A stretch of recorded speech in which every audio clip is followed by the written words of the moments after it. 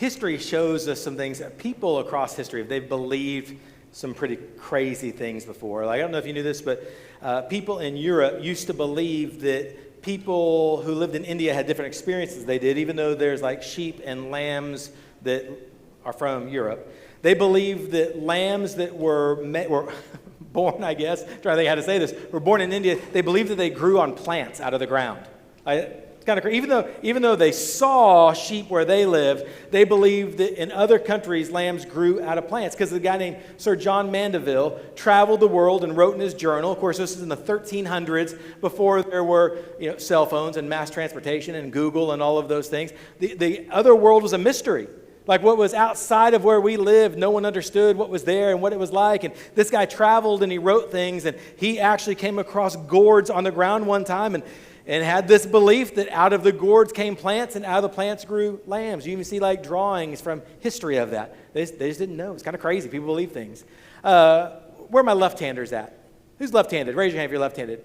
Yeah, see, they used to believe that you were affiliated with the devil. That's Middle Ages. That's how it worked. Like you were different. Most people were right-handed, you were left-handed, and so there were answers that people needed to these questions of why is this person left-handed. They believed that you practiced sorcery, witchcraft. People who were left-handed sometimes were burned at the stake. They were killed. The word sinister comes from the Latin word left. That's how bad it was. Like that. People believed these crazy things. But it's not just 1300s, Middle Ages. Like just a few years ago, NBA superstar Kyrie Irving was on a podcast and started talking about the earth. And we found out that he was a flat earther. And even though he wasn't the first, after he made that pronouncement live on a podcast, now we talk about flat earthers all the time. Like it's in our vocabulary now. People believe things that we kind of go, well, that's kind of strange, it's kind of odd. But a lot of times when you have questions, like about what's the world like out there, or you have questions like, why is everyone right-handed, but these couple of people are left-handed, or questions about science that you understand, we long for answers, right? And so we'll believe things sometimes that don't make any sense because they satisfy a question that we had, and so we're okay with it. Then you get bigger questions, not just why is someone left-handed, but big questions like, how did we exist? How did people get here? Bigger questions about my personal life, like what is my purpose in life? Why do I exist? Not just why are we here on the planet, why do I exist? And we have these big questions that people search for answers, and if they don't find one, religions are created. That's how that happens sometimes. People go, hey, we need answers to these big questions, and they have this belief system, and people buy into it. We've got these questions, and some of them are big. You might have heard, it's usually paraphrased, a quote by the mathematician Blaise Pascal. It's usually paraphrased like this, where he said, we were all created with a God-shaped hole or a God-shaped vacuum in our life that we're looking to fill. That's paraphrased. They paraphrase it for people like me. Here's the real quote. He said, what else does this craving and this helplessness proclaim but that there was once in man a true happiness, of which all that now remains is the empty print and trace? This he tries in vain to fill with everything around him, seeking in things that are not there the help he cannot find in those that are, though none can help. Now look at this. Since this infinite abyss can be filled only with an infinite and immutable object, in other words, by God himself. The paraphrase is we're all created with this God-shaped hole in our life. And so that's an answer that we're looking for, a question we can't get answered. And so religions come up and people are chasing after, how do I answer this question of what is this hole inside me that needs to be filled? Then about 100 years ago or so, we had a major shift in the way we thought from a supernatural worldview to a naturalistic worldview. What that means, if you're not into understanding worldview stuff, is the naturalistic worldview came with the rise of science that said every answer out there has to be rooted in the natural world, something we can prove, something we can study, something that science points to. That meant people began to reject God, who is supernatural. He was above the natural world because he created the natural world. So as we walked away from a supernatural worldview to a naturalistic worldview, where we had to get answers to our big questions from things that we could see and touch and feel and hear, we began to struggle. Evolution came on the rise. It was a naturalistic answer to a supernatural question. And even though the science of evolution is flawed and has tons of holes, we hold on to it because it's the best natural answer to a supernatural question. Then, in academia, humanism began to rise. The belief and the idea that self-actualization was the answer to all of life's questions. That if you want to know your purpose, you want to know why you're here, you want to know why you exist, you need to understand the inner you, the real you. You need to unlock yourself because all of the answers to all of the questions in the world are found in you being self-actualized. And so when humanism and a naturalistic worldview came together, we began to try to answer questions like, who am I and why am I here and why do I exist? With the answer of, it's all inside you. And we've been hearing that message. You probably don't even recognize it, but we hear that message all the time from our world. Sometimes it's just out there. Sometimes it's done comedically. If you're a Friends fan, the TV show Friends, you'll remember probably this clip when Rachel reads a book that's about self-actualization and she discovers that she needs to be her own wind keeper. Here's that clip. Oh, God. Oh, God. I mean, it's just so, isn't it? I mean, this is like reading about my own life. I mean, this book could have been called Be Your Own Wind Keeper, Rachel. I don't think it would have sold 1 million copies, but it would have made a nice gift for you. Hey, guys. Hey. Sweetie, we've got to go. No. No? No. Why do we always have to do everything according to your timetable? Actually, it's the movie theater that has the timetable. It's so you don't miss the beginning. No. See, this isn't about the movie theater. This is about you stealing my wind. You go, girl. I can't pull that off, can I? Excuse me, your wind? Yes, my wind. I just really need to be with myself right now. I'm sorry. Are you right? I don't have to apologize. Sorry. You see the comedic view of that worldview that we adopted. We don't even realize that we have, hey, be your own wind keeper. Like if you'll just discover the inner you, you can answer your questions. It's all about you. It's me, my, and mine. And you see that comedically, and we don't even really realize how often we see it. Sometimes we see it where we're not laughing at it. It sounds very inspiring. Friends is a little bit dated. TikTok is right here. Watch this 2 or 3 second clip from TikTok. You got to bet on you. You believe in everybody else. You clap for everybody else. You support everybody else. You're baking cakes and making cookies for everybody else. But when are you going to look in the mirror and believe in the darn person you see? It's about time for you to believe in you.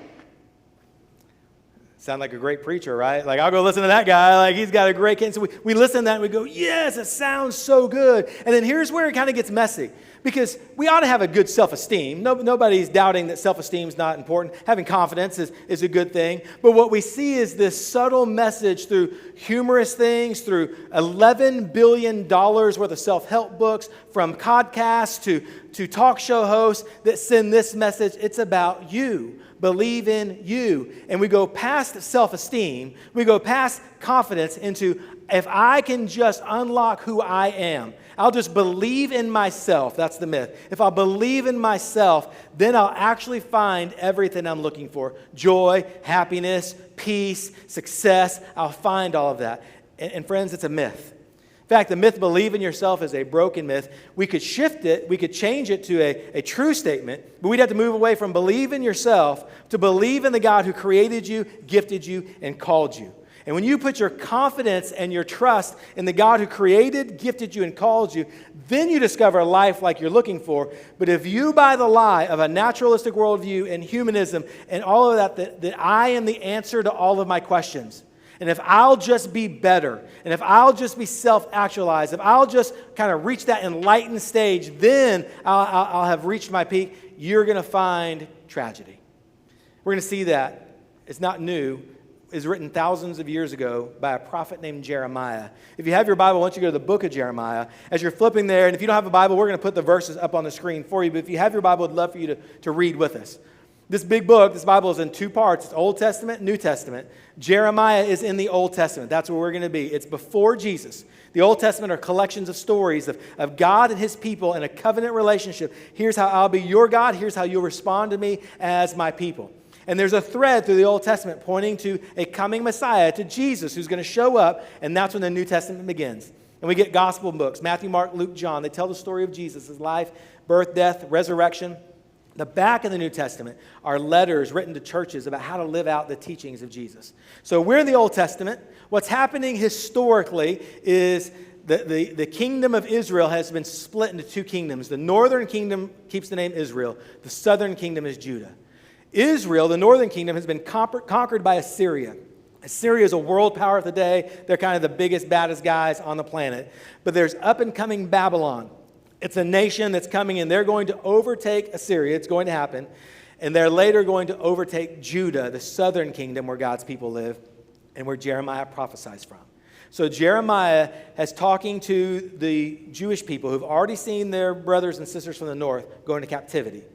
In the book of Jeremiah is Jeremiah warning them, hey, if you don't turn your heart towards God, bad things are going to happen to you too. You've got to walk with God if you want to see success. And in Jeremiah chapter 17, we read these words in verse 5. He says, this is what the Lord says. Cursed are those who put their trust in mere humans, who rely on human strength and turn their hearts away from the Lord. So he's going to give us a picture. You're going to see the second half of the coin, the second side of the coin in a moment. He's going to talk about people who are cursed, whose life is unhappy, whose life is unfulfilled, whose life is not what you want. And then he's going to talk about the blessed person, the person who's happy, the person who's living the life they want. But he gives us the first side. In verse 5, he says, cursed are those who put their trust in mere humans. This is a heart issue he's talking about. You look at the words there. He talks about trust, and he talks about relying on human strength. And he actually talks about your heart. He says, if your heart is turned towards humanity, if your heart is turned towards you, if you think that you're the answers to life's questions, if you put your trust and your faith in your strength, you're going to be doomed. That's the message. It's going to be a cursed life. It's going to be broken. It's going to be messed up. But this is about the heart. It's not about actions. Actions follow the heart. He says your heart is turned away from the Lord. You've turned towards self, and that's where the bad stuff comes from. So in the Old Testament, a person, a Jew, they talked about their heart. We think of like our emotions, right? We get hearts for Valentine's Day, and when you're in junior high or elementary school, you write notes to someone, you put a heart on to show them that you love them. It's like about our affection. For the Jew, it was about affection, it was about emotion, but it was also about the deep sense of who they were. It was their soul when it talks about the heart. It involved the will. And so when he says your heart is turned away from the Lord, it's not just like your affections are turned. You're actually choosing. It's a willful choice to turn your affections towards yourself to find strength and answers in you rather than the Lord. And so what we're dealing with, and we got to understand as we read through this, it's all about the heart. Because where your heart is turned, your actions follow. If your heart, you can come to church on a Sunday morning. You can go to Bible studies, you can do all those types of things, but if your heart is turned towards self, your actions invariably will be selfish, and they will be you trying to find answers to life's questions in you. It's a heart question, not an answer, or an actions. Heart faces, action follows. Let me give you this example. So I'm a diehard Dallas Cowboy fan, better for worse. It's been worse, a lot more than better recently. Sunday mornings in the fall, if you text me after church, you call me, it's going straight to my voicemail because my phone's off because I'm waiting to get home to watch the game without the score being ruined. So I love the Cowboys. Every Sunday, watch them. Been my team since I was little. Well, several years ago, the Cowboys were playing a game against one of their rivals, the San Francisco 49ers. And the San Francisco 49ers had a wide receiver, Hall of Famer named Terrell Owens. Terrell Owens is one of the best wide receivers ever to play. And they're playing Dallas in Dallas, and this monumental moment in Cowboy history happens. Terrell Owens scores a touchdown, and then he does this. It's an old clip. It's off YouTube, so the quality's not great, but some of you might remember this. Third and goal. Garcia off the plate, fake, rolling right, and the touchdown. Terrell Owens. Where's it going? Right to the center of the stadium. He goes to the center of our football. I say our football field because it's our football field. Goes to the center of our football field after scoring a touchdown to celebrate. And in the moment, I'm watching the game, and I'm like, oh, if I was there, I'd come out of those things. I wouldn't because I'm a chicken. But in my mind, I'm like, oh, my goodness. And I begin in my mind to hate Terrell Owens. What happens next? Cowboys go down and score. Emmitt Smith, Hall of Fame running back for the Cowboys, scores a touchdown. He picks up the ball, sprints to the center of the star, and spikes the football to show Terrell Owens, hey, we mean business. And I'm like, that's right. That's us. Then the 49ers score again by Terrell Owens. You can see where the drama's coming, and you're going to see in a moment, because I'm going to show you the clip, my favorite Dallas Cowboy of all times. His name is George Teague. It's not because of anything that he did in his football career. It was because of this moment of Terrell Owens' second touchdown pass.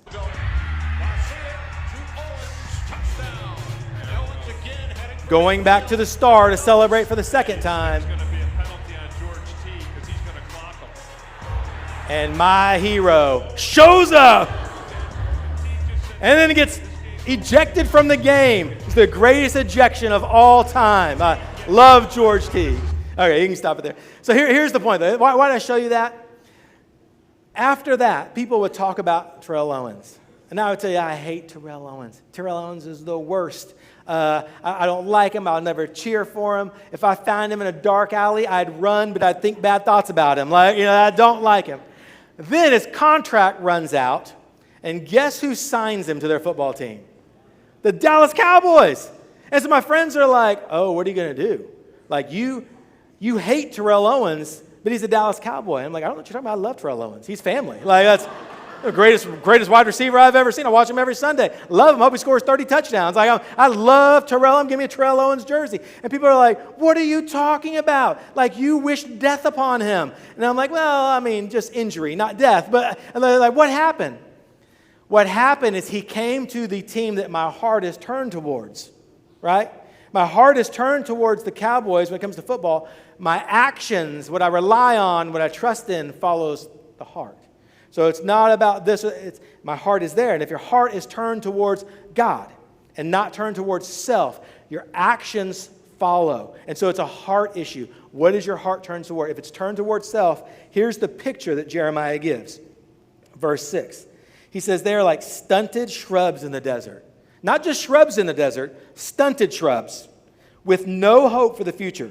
They'll live in a barren wilderness in an uninhabited salty land. So the reader or the person who heard that for the first time, they immediately went to this image in their mind, a picture of like the Dead Sea, where the water is salty and it doesn't sustain life, and all of the ground around it is sand and gravel, and nothing grows there except some bushes and some stunted bushes. And so Jeremiah gives in the picture, he says, hey, if you want to turn your heart towards self, if you want to be the answers to all your questions, if you want to be self-actualized, if you want to be, what he's saying, God, your life's going to be a stunted shrub. It's going to be barren. It's going to be empty. There's going to be no life there. You're going to find tragedy and disaster. You think that believing in yourself, pulling yourself up by your own bootstraps, being the God of your life and being in total trust, you think that it's going to be success. But he says in verse 6, there is no future.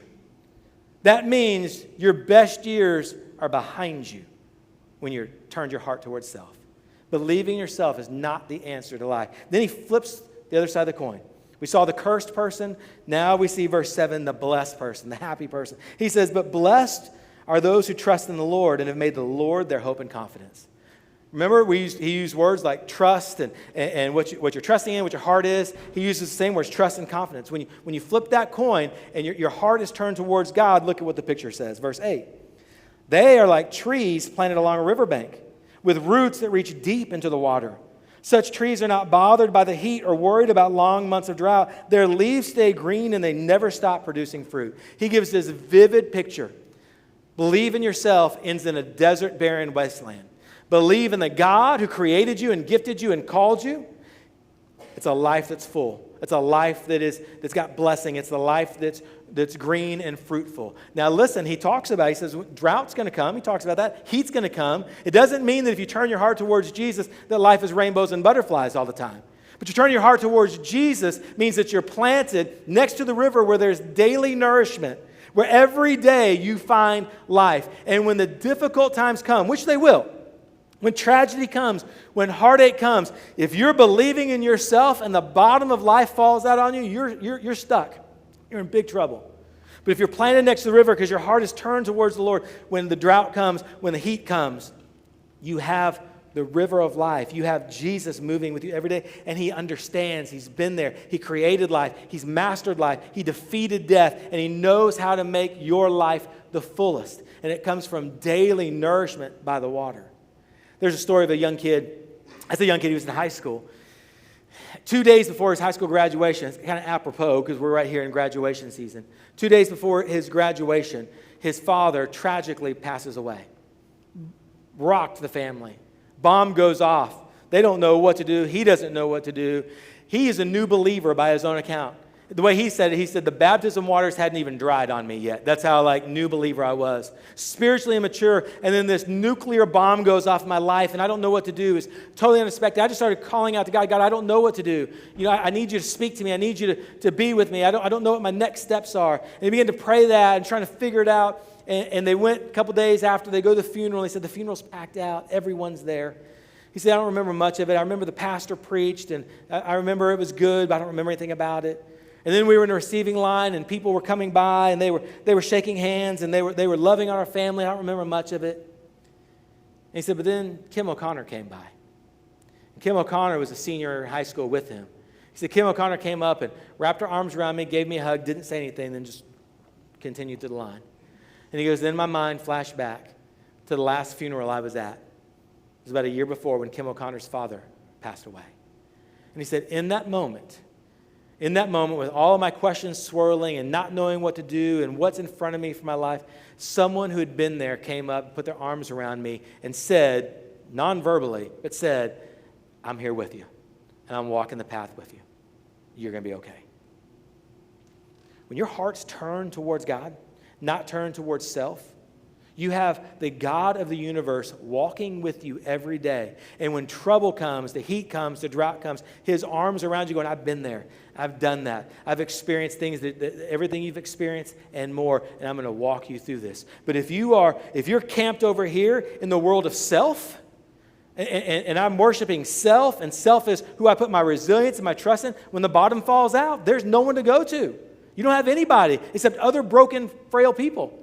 But over here, when your trust and your heart's turned towards God, that's where blessing comes. That's where growth comes. That's where fruit comes. And Jeremiah is begging the people, hey, he sees it already. You're turning towards self. You're turning towards people. You're turning towards humans as your strength and what you trust in and where you turn your heart. And it's going to fail you. And then he gives us in the very next verse why it's going to fail us. And again, he's just speaking what the Lord has said to him, right? That's what verse 5 says. This is what the Lord says. Verse 9. God says, the human heart is the most deceitful of all things and desperately wicked. That's harsh words. The human heart is the most deceitful of all things and desperately wicked. Who really knows how bad it is? God says, hey, your heart is going to make you chase after things, and it's going to deceive you. If you're following self and you're chasing the things, you're going to find things that you think matter, and you're going to find things that you think bring life. And at the end, you're going to sell everything out to grab a hold of this thing that you think is life-giving. And what you're going to discover when you're holding it and you own it is you own a barren wasteland. You own the salty sea. You own something where no growth is, and you leveraged your life for it. How much better it would be to turn your heart and let your actions follow your heart towards the God who created you and gifted you and called you, and to step into that life. That's where real life is. And Jeremiah is begging Judah, the people of God, turn from self. Believing yourself is not the answer. Believing in God is. And he begs them. Unfortunately, the end of the story is they go into exile. And it takes a lot of discipline before they get out of it. But today, 2024, we're reading these words, and the message is still the same. It's still God begging us, hey, stop believing in yourself. Again, it's not about self-esteem. It's not about confidence. It's about where do you put your trust and your resilience? What is your heart turns toward? Is it turned towards me, myself, and the things I want? Or is it turned towards the things of God? It's kind of heavy. Talking about saltiness and barren wastelands and stunted shrubs and no future. None of us want that. None of us are signing up for it. But we make decisions every day that lead us that way because our heart's turned the wrong place. So What's our next step? You know, like we talk about one of the values of City Church is taking your next step. We want people moving forward in their walk with Jesus, not just coming in hearing a message, say all the time, Sunday's got to affect Monday, right? Like what we're reading's got to affect our lives. Otherwise, you might have wasted your hour here. And so we want the Word to open up in our lives and go, hey, here's what I do. How do I shift my heart away from self towards God? How do I move from the barren wasteland, no future that I'm headed, to this picture that God has given me of vitality and life? Here's the first step, A and B. You've got to start looking around and seeing what God is doing around you. Like, where is the Spirit of God at work around you? What is God doing in your family maybe? What's He doing where you work? What's He doing in your neighborhood? When you read the Bible each day, like what does God start to do and well up in you? When you have conversations with other believers, people start talking about things and you see God moving there and you kind of get drawn to that. But where is God moving? Now, problem is, if we are worshiping self, our heart is turned towards self, all we see and all we recognize is me, myself, and mine. So there's a discipline. Remember, turning your heart is about the will as well. It's not just the emotion. It's turning the will and my heart towards Jesus to go, hey, I'm looking. Jesus, show me what you're doing. Show me where you're on the move. God, show me what's important to you. Of the people that are in my life right now, God, whose life are you moving in? God, who of my friends have you been wrestling with? All they need is me to step into their life because you're already moving and to say a word to them, and their life is turned over to you, Lord. Like, who is that person? What do you do? And we begin to look, God, where are you moving? That's a discipline because we get our eyes on ourselves. It's a discipline. God, where are you moving? And then when you determine where God is moving, I see God at work here, then you step into that. And you start living that, you start turning your will, you start moving that direction, and you start putting your trust and your reliance on what God is doing in and around you. And all of a sudden, you're going to start seeing the hand of God move all over your life. You're going to start experiencing this blessing that he's talking about in the last couple of verses of Jeremiah. That's going to be your life because you've taken eyes off self and me, and you've placed them on the work that God's doing. Now, I'll tell you this. I get to see on a regular basis some pretty cool things that God's doing. It's probably part of the benefit of being a pastor. I get to hear stories all the time. I get to hear stories about our young adults. You know, Georgetown, Texas is not like a hopping place for young adults. It's expensive to live here, if you don't know. Like, you have to have 4 jobs, basically, and a young adult can't have 4. So, a lot of young adults live Round Rock, other places. So our young adults that are here, and they are bought into what God is doing in their generation. And they want to see other young adults come to know Jesus. So they're going to Taco Tuesdays and inviting their friends to come hang out on Tuesdays. They're going to small group. They're going on Wednesday nights over to Southwestern to invest in college students at FC at 9 o'clock in the evening. They're doing all kinds of things because they just want to put themselves in the place where God is moving. And it's been pretty incredible. We started hosting a small group for them so they could get together every other Tuesday. And in about 4 or 5 weeks, the depth of conversation about what God is doing in their lives has been pretty amazing. It's been pretty cool and fun. I laugh every time we get together. They crack me up. They're doing things to reach people. They're doing things like, I think you see it on your little half sheet. They're having a regatta, a boat regatta. That sounds like rich and wealthy, right? Like a boat regatta. Their boat regatta is they're building boats out of plastic bottles and floatable material so they can race boats across a swimming pool. And they're going, hey, we just want stuff for young adults to come do and laugh and have fun. So we're going to eat together and we're going to build boats and have boat races. And we just want to have fun together. We want to invite people to come and do something, experience life, and share Jesus with people along the way. Then they bought in to the vision that City is to give our lives, to give our keys to the next generation, to lead a church that people don't go to church want to come to. And so they're young adults in their 20s and 30s, and they hear several of them serve in student ministry because they're trying to invest in the next generation. And they hear our high school guys talking about the Mike Tyson, Jake Paul fight that's coming. And they're like, and so our young adults said, hey, would y'all come and watch it if it was on? And all the guys were like, yeah. So our young adults who are broke, they got no money for themselves. They're hosting a fight night for our teenagers to come watch the Mike Tyson, Jake Paul exhibition fight. Because they see God moving in their generation. And they see God moving in the generation below them. They're going, hey, we're all in. And we're going to invest our money, we're going to invest our time, and we're going to invest our creativity because we want to join God where he's moving. I watch teenagers. Wednesday night, your teenagers invite their teenage friends. And on Wednesday night, it was their last Wednesday night of the spring, they had 59 students show up to hear the word. to talk in small groups, to play some games and have fun. We've got a young girl, she's in high school.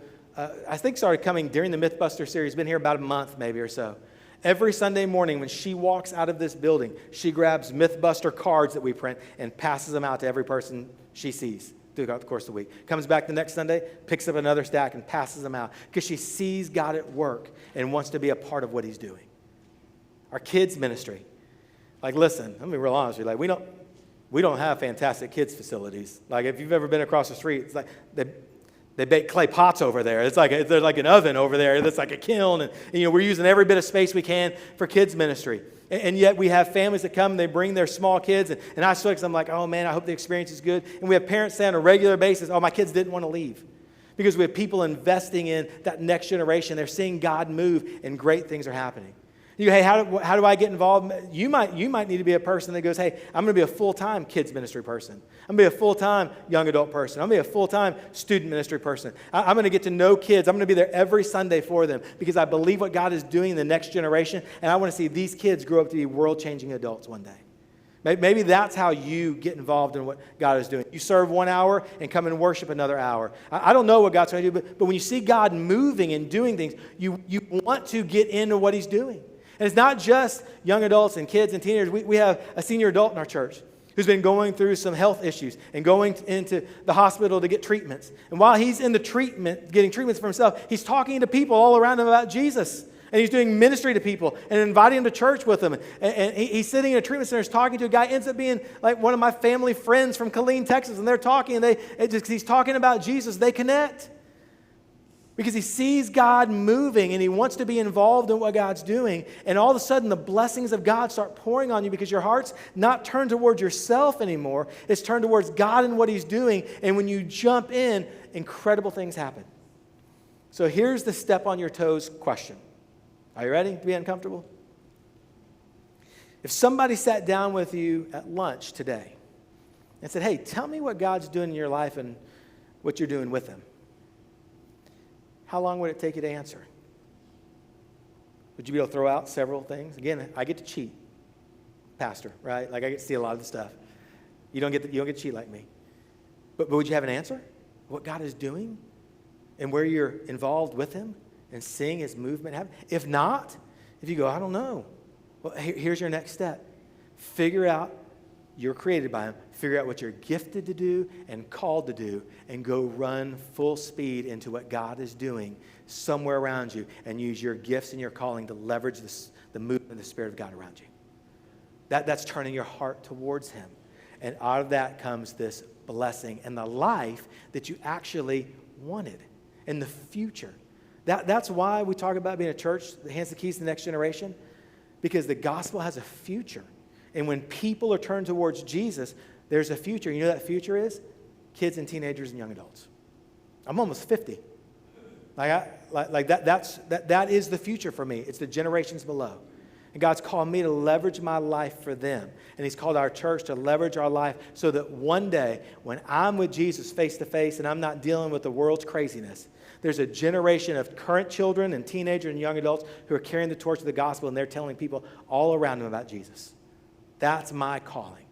That's the calling of this church and what we're doing. But you've got to jump in with it. Find out what God's called you to do, what he's gifted you to do, and run to it, and you're going to start seeing your heart turns towards him and blessing come. Self is empty. Believe in yourself is a myth. There's a lady, her name's Doreen Virtue. She was one of the top New Age authors on the planet. Books translated in 38 different languages around the world. Wealthy as could be. She flew first class all over the nation talking to people about believing in yourself, about self-actualization, about, hey, your words create your reality. That was what she did. It was a new age. It was all about self. She had a 50-acre ranch in Hawaii.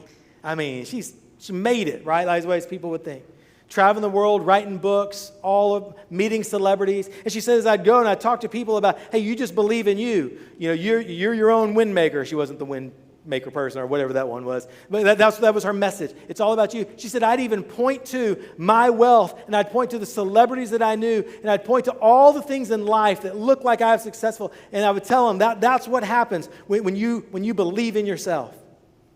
And one day she's driving down the road in her car listening to the radio, and she's flipping stations, and a sermon comes on, and she starts listening to the sermon by a guy named Alistair Begg. And Alistair Begg is preaching a passage out of 2 Timothy about at the end times, people have itchy ears, meaning that they're gonna want to hear things that make them feel good. And she says, driving along, listening to him talk about how people are going to be wanting to hear things that, even though they're not true, like left-handers come from the devil and things like that, they're going to believe things that that help them answer questions, help them make them feel good about themselves. She said, I was listening to it, I realized that was me. She has been 20 years of my life telling people things that weren't true. She said, I've spent 20 years looking for peace and trying to tell people how to find it. And it was in that moment when I was driving that car, I realized that I wasn't at peace. She pulled her car over the side of the road and through tears, with a radio message, gave her life to Jesus and walked away from it all. Walked away from her book deals, walked away from her career. She said, I'm not going to lie to people anymore. She said, I was looking for peace all my life, and I found it in Jesus Christ.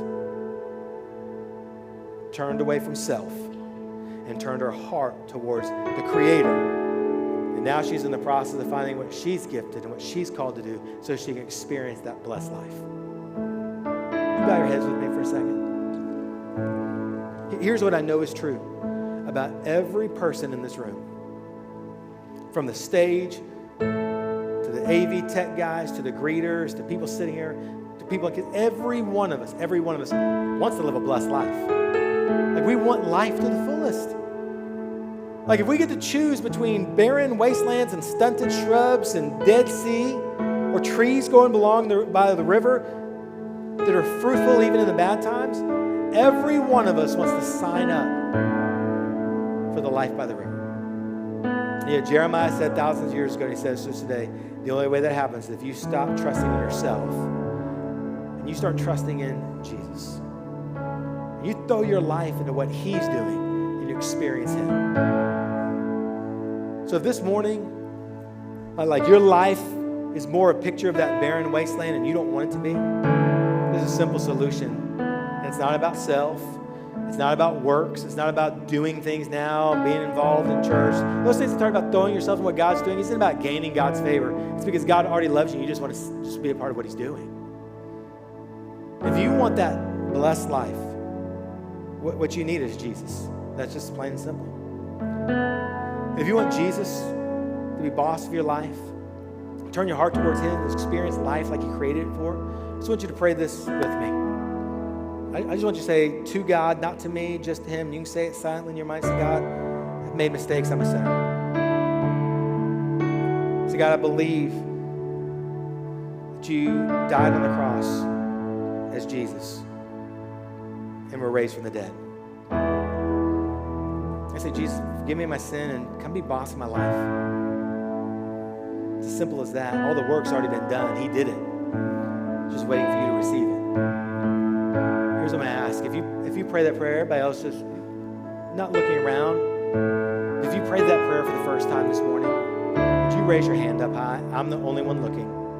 Would you raise your hand up high so I can just see it? You can raise it up and then put it down. If you prayed that one, here's what I'm going to ask you to do. Before you leave today, on that half sheet of paper you got when you walked in, if you didn't get one, there'll be some on the way out. Grab one. There's a picture of a phone. It's got a phone number on it. Would you just text Jesus to that number? Jesus already come into your life. That's not what it does. It's just going to trigger a text message to me so I can reach out and talk. Last week we had one of our students, teenager, just said, I don't even know if it was making a decision to follow Jesus, said, I want to get more involved. What they're saying is, I want to walk in that blessed life. And they texted in that number, and we're setting up time to go eat with some teenagers and we just talk about, hey, what do you do? What are those next steps? That's why we have that text number there for you, so that you don't have to do your journey with Jesus alone. If you got prayer requests, you can text pray to that number. Before we stand and sing, I just want to pray over us. Lord, every one of us wants that life. But Lord, we get so caught up in the world that tells us that self is what we need to believe in. To the point, Lord, where we even see the new age and the craziness. Lord, sometimes it's kind of insidious. It like sneaks into our life. We start thinking about self and what I need and what I want, my family, my this and my that. Lord, may we turn our heart towards you. and run full long into what you're doing. It's in Jesus' name we pray. Amen. Let's stand. We're going to sing one final song together.